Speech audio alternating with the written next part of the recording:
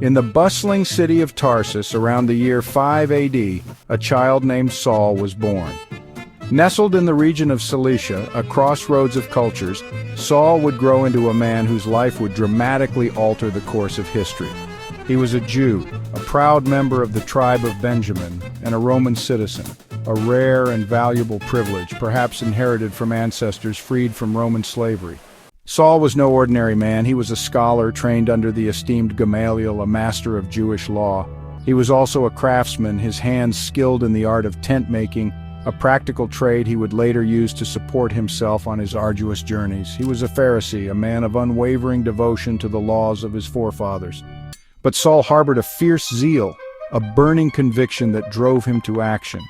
He saw a growing threat, a dangerous sect that dared to proclaim a crucified man as the Messiah. These followers of Jesus, these Christians, were a blight on his faith, a heresy that needed to be eradicated. He hunted them down, his heart filled with righteous anger, especially those Hellenized Jews who spoke Greek and had a negative view of the temple. He likely witnessed and approved of the stoning of Stephen, a pivotal moment in the early persecution of Christians. Then, on a journey to Damascus, a blinding light shattered his world. A voice, clear and powerful, pierced his soul. "Saul, Saul, why do you persecute me?" It was Jesus, the very man he had sought to destroy. For 3 days Saul was blind, a physical manifestation of his spiritual blindness. The encounter was transformative. Saul, blinded and shaken, was led into Damascus, where Ananias, a reluctant but obedient follower of Jesus, restored his sight and baptized him. Saul, the persecutor, became Paul, the apostle, and retreated to Arabia, a period of introspection and preparation. Paul returned to Damascus, then journeyed to Jerusalem, where he met with Peter and James, the leaders of the early church. He began his ministry, preaching boldly in the synagogues. He then began his incredible missionary journeys. First missionary journey. Accompanied by Barnabas, Paul traveled to Cyprus and then to southern Galatia, preaching in synagogues and facing opposition. He healed a lame man in Lystra and was mistaken for a god, then stoned. Council of Jerusalem. A pivotal event where Paul and Barnabas argued for the inclusion of Gentiles in the church without requiring them to adhere to Jewish law, a decision that shaped the future of Christianity.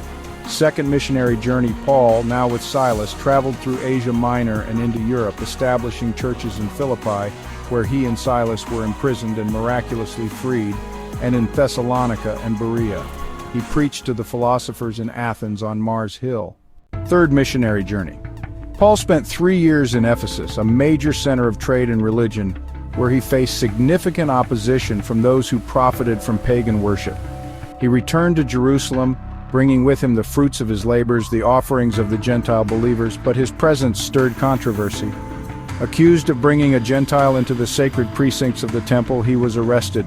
He spoke to the angry mob from the steps of the Antonia fortress, and then before the Sanhedrin, where he skillfully divided his opponents.